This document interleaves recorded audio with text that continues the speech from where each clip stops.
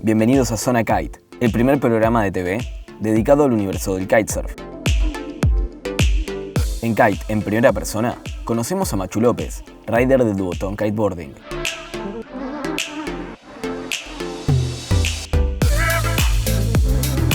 En Kite Calendar, veremos las semifinales de la primera edición de los GKA Distance Battle.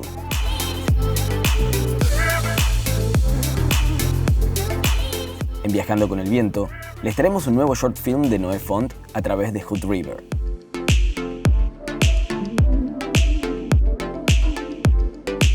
En Kite School, aprendemos cómo hacer un tack en una tabla de foil sin straps con la Duotone Academy. En el clip del día, te mostramos los videos más impactantes del mundo del kitesurf. Llegó la hora de entrar en la zona donde volar es posible. Esto es Zona Kite.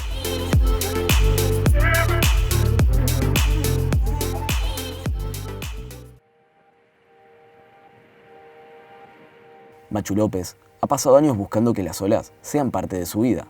En ese camino, el deporte le transmitió la filosofía de que hay que ser paciente, que no podés controlar a la madre naturaleza, pero que podés prepararte para ese instante. Y ese concepto decidió plasmarlo en su día a día. I started kitesurfing, I was 14 and a half in the beach of Santa Maria, Sal Island, where I grew up. And I met Ayrton's father at the time. He was running a school and he was needing some people to help him on the beach launching a kite and catching the kite. And slowly I was learning how to put the lines, how to put the kite up. And then I started to do body drag and it was amazing. Fell in love on the first shot. At that time when I wanted to learn new tricks, how to ride waves or jump with a strapless board, all I could do is watch the other guys that was riding better, like Ayrton, me too, and watching a lot of videos. And during the night I was spending few hours backward in the front, slow motion, look the feet, look where the hand goes, where the kite is. Actually, a lot of times that I was learning a trick and I was getting stuck at it. Like the same mistake over and over and over and over again. And I was getting tired and sometimes pissed and screaming at myself. So I started to realize that I need to be more smooth. I need to go trick by trick and I need to go here, pay attention with the kite, pay attention with my gear.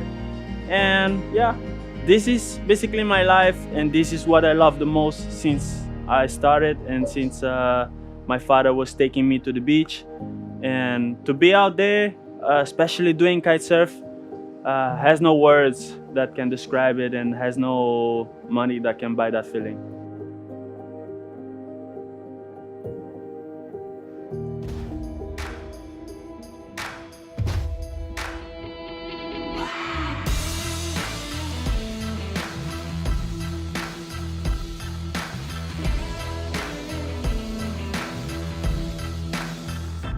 The feature that I like the most on the app, it's that I can interact with the people and as they can vote if they like the trick or they don't, or maybe they ask how you do it or how your board is not going away from your foot. This is where I want to come and interact with everybody and get to play and get to share the moments and stay close. And yeah, I hope they like it. I hope we can talk.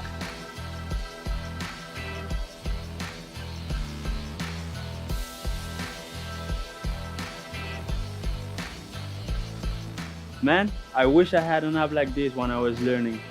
Now you have your time, download it and redefine your limits.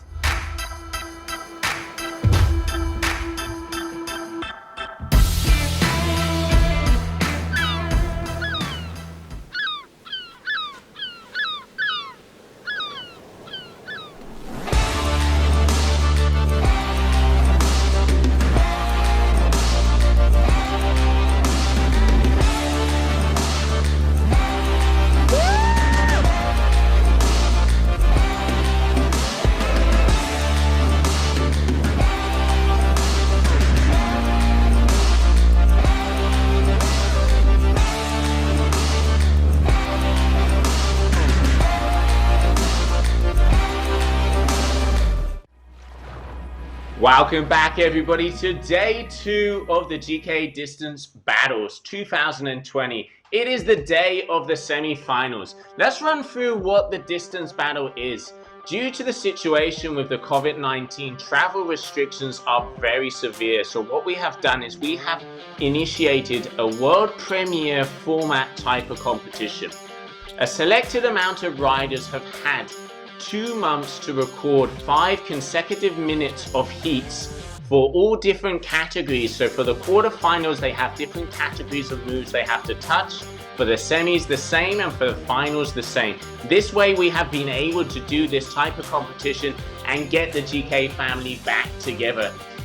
Today is the day of the semi-finals, and we are going to be joined also by the ladies. So let's take a look at the elimination ladder of what action we have out there today. Hello, I'm Captain Delanois. I'm currently at my home spot in Praia, Brazil. There's 25 knots, and I'm going to find my quarterfinal heat with my manias and my Bundy S 5 meters. Hey, this is Charlotte. We are here in Kite Beach in Cabo Verde. The wind is pretty light today. We have between 12 and 16 knots. I'm using a 10 and 8 meter Nexus.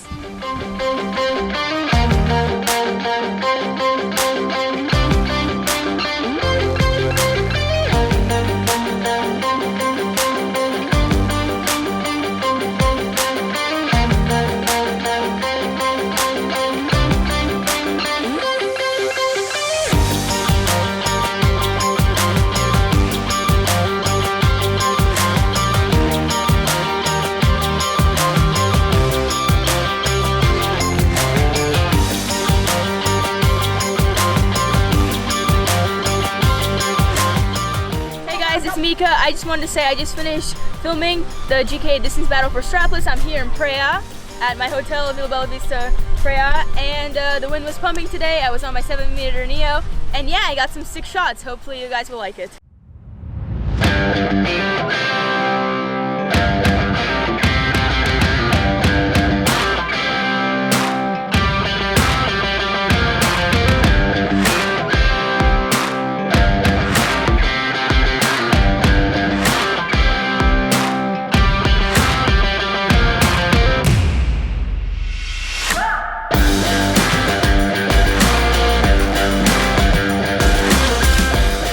Wow, welcome back, everybody. What a way to start off the day. The girls throwing down. We've seen the doubles. We've seen Mika with that front shoulder. Kapozine. It's going to be a youth final. So cool to see the new generations pushing in all the different disciplines of the sport. This is what we want to see. It is the next generations coming up, but they have got their feet worked out for them because the girls are ripping left, right, and center. Moving on to the men now, we are going to be going through to the semi-finals of the guys. Let's take a look at the elimination ladder to see how we stand so far. Hey guys, James Carew here. We're here in a secret spot, south of Spain. It's like 25, 30 knots, right in my 10 meter mid. It's going to be good. Woo.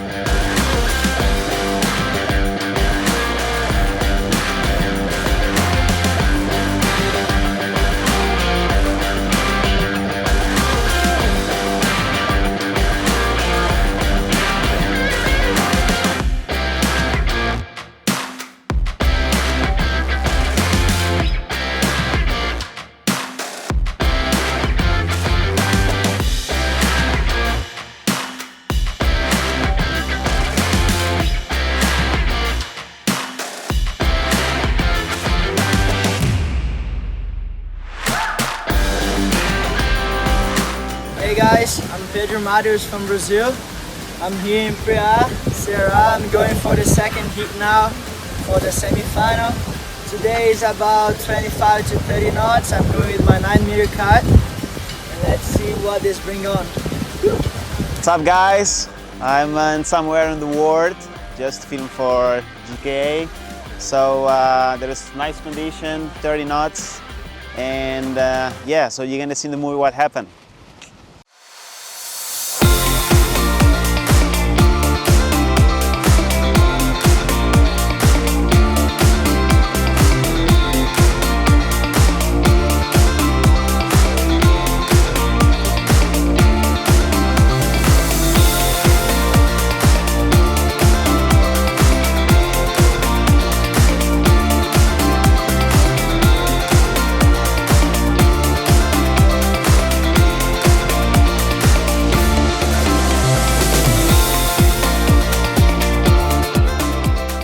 Okay, there we had the two semi-finals of the day. James Carew, Camille Delanois. Camille Delanois taking the win, being that first finalist. And then James Carew is going to be going up against Mitu Monteiro in the small final. To join Camille in that big winners final, we will have Pedro Matos.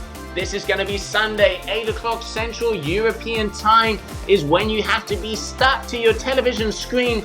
Action is going to be on the water. It is the GK Distance Battle 2020 finals. And let's not forget, joining us also will be the ladies. We have Kakozin and Michaeli So. They are our two winner finalists. And then it will be Charlotte Carpentier going up against Carla Herrera. What a way to end off the day number 2. We have seen some of the biggest moves in kiteboarding so far. I can't wait to see to the finals. I'm Josie Ashler. It's been a pleasure broadcasting live for day number 2. Tune in on Sunday, 8 o'clock Central European Time. It is D-Day. Finals coming at you. Thank you very much. Good night and take care.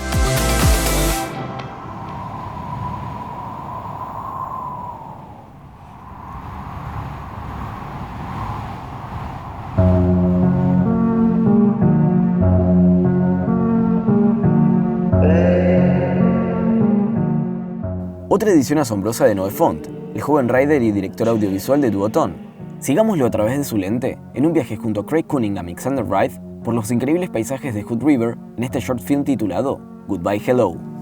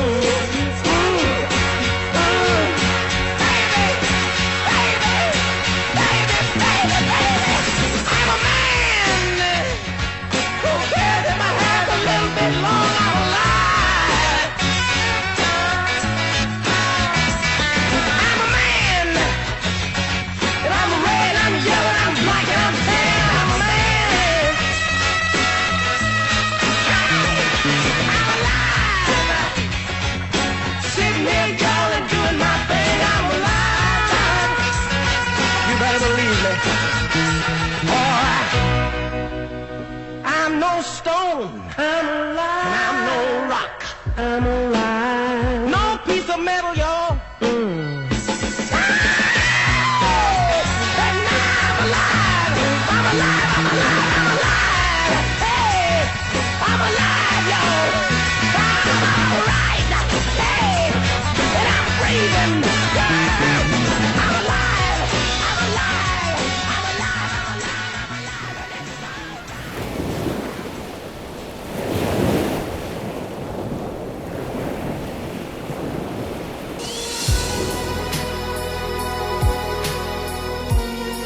El tack en una tabla de foil puede hacerse con dos tipos de variaciones. El backroll tack es el movimiento más rápido y es más fácil con straps. En este video te vamos a mostrar el tack regular, el cual es un poco más complejo, pero más fácil de hacer en una tabla sin straps. Miremos un poco más de cerca. Comenzá yendo en dirección upwind con velocidad, con tu peso sobre el pie de adelante. Con tu pie frontal, tira de la tabla rodando sobre la parte anterior del pie. Al mismo tiempo, empuja ligeramente la cola de la tabla, permitiendo que tu pie ruede sobre tu talón. Esto redirigirá la tabla y este es el momento en el que tendrás que cambiar los pies con un movimiento casi sin apoyar tu peso, como sea posible. Aterriza con tu postura cambiada y el peso centrado y hacia el frente.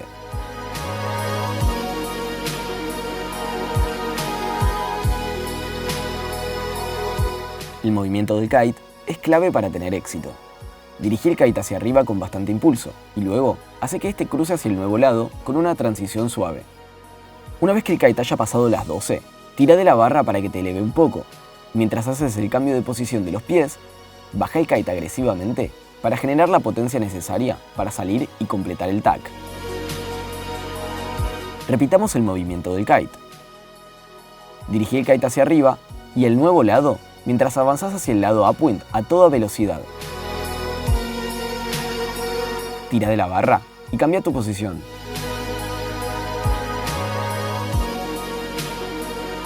Dirigí el kite hacia abajo mientras girás la tabla hacia su nueva dirección.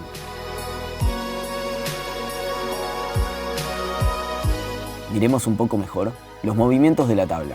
Cuando dirijas el kite hacia arriba, tirate hacia atrás para ganar mayor tensión en las líneas.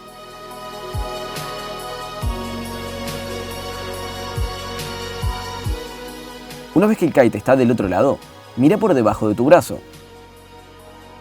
Usa tu pie frontal para girar la punta de la tabla hacia el otro lado. Rota tu cuerpo hacia el nuevo lado, al traer tu hombro frontal hacia la cola de la tabla. Al enviar el kite hacia abajo, recostate rápidamente contra el kite y salí de la vuelta. Repitamos los elementos clave. Avanza a upwind y dirige el kite por sobre tu cabeza hacia el otro lado.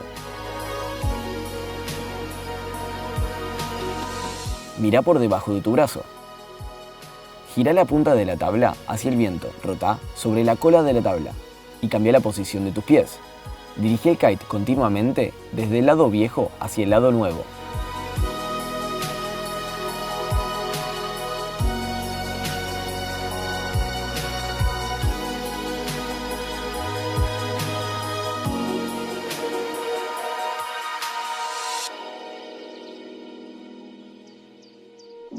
Disfruta de tu aventura con la Duotone Kiteboarding Academy.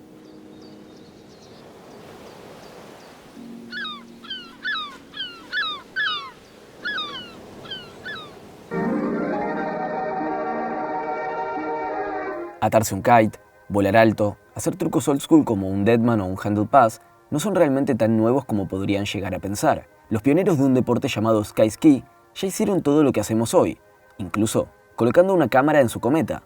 Miremos un poco más de cerca la historia del kite. The year 1958. The place, Florida Cypress Gardens. A great new water sport was beginning to come of age. Sky skiing, a thrilling byproduct of water skiing. The Wright brothers of ski flying were Paul Updike and Vern Crary, credited with the first ski flights in Sacramento, California during the State Fair of 1951. But credit for advancing the sport definitely belongs to Cypress Gardens, Florida. This is Ken Thibodeau. an early Gardens pioneer. Simone Curie, key figure at the Gardens for many years. Johnny McCoy and Jack Wiley, water ski champs of the 50s. Alan Bromberg, another great champion. And Dick Pope Jr., innovator of many water sports and now president of Cypress Gardens. By 1958, after a 7-year period of trial and error following the inaugural flights of Updike and Prairie, skiing the skyways was beginning to evolve into a scientific art. Kite dimensions became directly related to the weight of the skier. Larger kites for big guys topping 180 pounds, smaller ones for lightweights.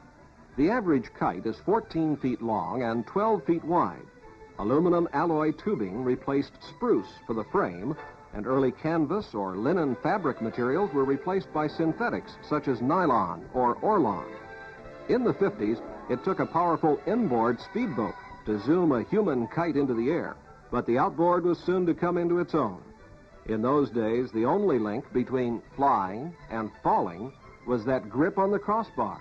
It was a matter of, hang on, boy, hang on. A sudden crosswind and timber. It's Jerry Ember, another pioneer of the 50s. Jerry's okay, though, and a top photographer today. This 1958 ski kiting exhibition at Cypress Gardens was scheduled for the entertainment of a most distinguished guest, that year's Miss America, lovely Marilyn Vandenberg, whose trophy went to Jack Wiley for the best all-round performance.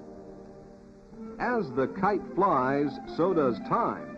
And here we are at Cypress Gardens in the middle 1960s. By now, ski kiting is advanced as a sport similar to sailing because the lifting force under a kite is similar to the driving force that keeps a sailboat underway. The boat driver must be a student of air currents related to boat speed. No question about it. Skiing the skyways adds a thrilling new dimension to water skiing. But remember this, skiing the skyways is a sport for expert skiers only. If you aspire to become a human kite, better let first things come first.